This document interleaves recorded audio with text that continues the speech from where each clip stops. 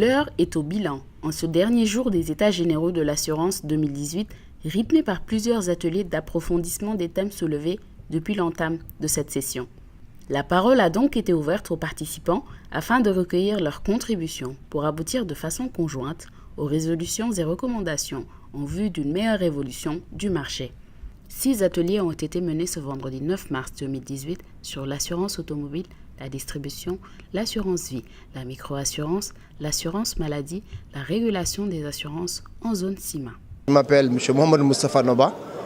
Je suis administrateur directeur général de Soun Assurance Sénégal, en même temps président de l'association des assureurs du Sénégal.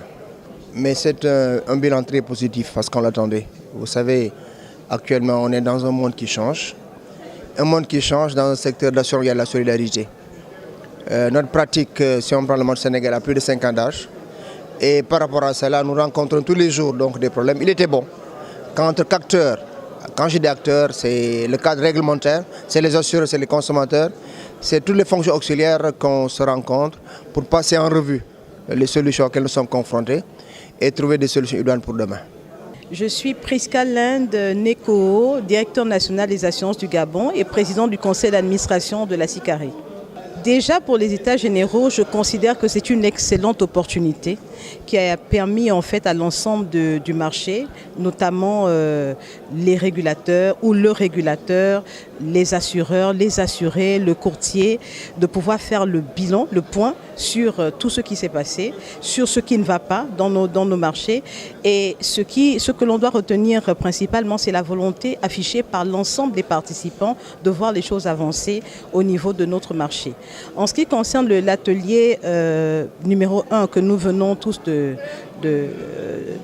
prendre part, auquel nous avons pris part, il est bien de souligner que nous sortons de là avec de fortes résolutions qui permettront donc au règlement de sinistre notamment, parce que c'est quand même la principale problématique sur la responsabilité civile automobile, au règlement de sinistre d'être accéléré, une meilleure cadence dans le règlement des sinistres pour permettre aux assurés d'avoir une satisfaction réelle.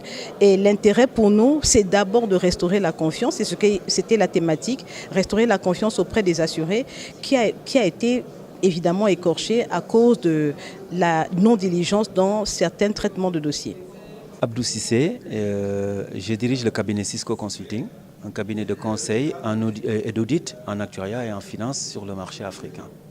Alors, on a été invités ces 3 jours à réfléchir ensemble sur toutes les problématiques qui se posent à l'assurance.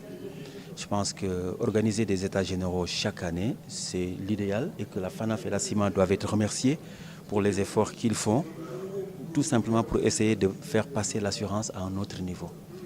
Alors, globalement, sur ces états généraux, si on fait une forme de combinaison de tout ce qui a été dit, de tous les problèmes qui ont été exposés, des solutions qui ont été proposées, les problèmes qui ont été posés, les solutions qui ont été proposées, on se rend compte d'une chose, qu'on est dans un environnement économique africain où le seul problème de l'assurance, c'est qu'on n'a pas de prime. On n'a pas de prime. La raison est simple, c'est que nous n'avons pas de culture d'assurance. Et nos États n'ont pas encore compris qu'en fait, l'assurance est un vecteur de développement. En quel sens? Puisque quand vous prenez un État, il a le droit de protéger son peuple, n'est-ce pas? Ce droit de protéger un peuple, dès qu'il est accepté, l'État doit s'engager. Et lorsque l'État s'engage à vraiment protéger son peuple, cet engagement devient un passif social. Et ce passif social-là, ça devient un régime. Et ce régime est un risque, et ce risque, c'est de l'assurance.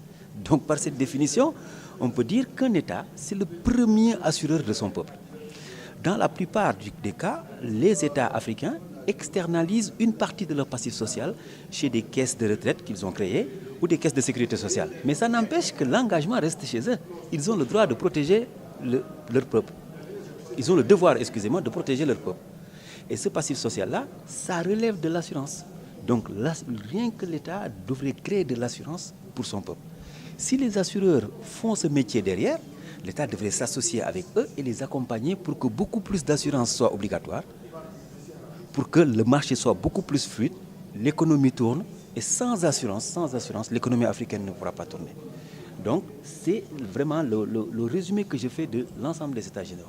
particulièrement par rapport à ce panel qu'on vient de suivre, il y a une partie qui est fondamentale chez moi, c'est la partie solvabilité.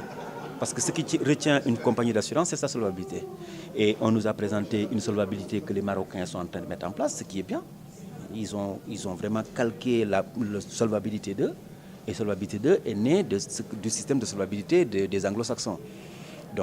Mais il faut toujours adapter une solvabilité aux réalités des pays. Nous, en Afrique, on a de vraies réalités par rapport à notre marché. On n'a même pas encore de primes. Donc, on doit faire très attention dans la façon d'appliquer la solvabilité. Je suis Serge Pokou, président directeur général et fondateur de Stan Assurance, une compagnie qui opère dans l'assurance non-vie en Côte d'Ivoire depuis juillet 2017. Alors, mon modèle s'associe en fait avec la révolution du moment, révolution numérique 100 ans.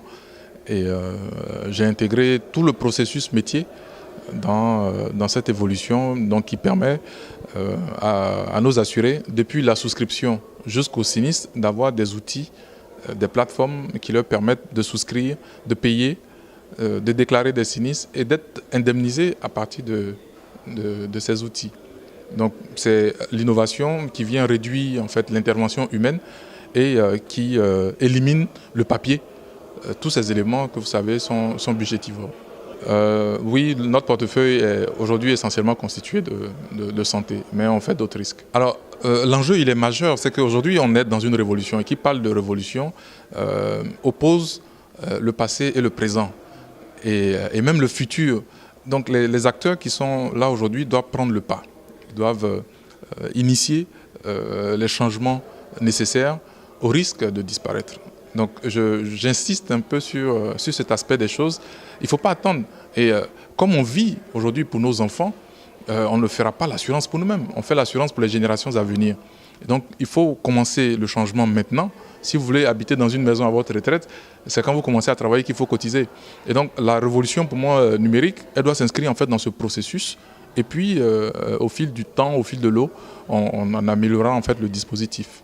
Je suis Laure Niquez-Matueno, directeur général du cabinet de courtage Généralia Assurance à Douala au Cameroun et membre de la FIAC.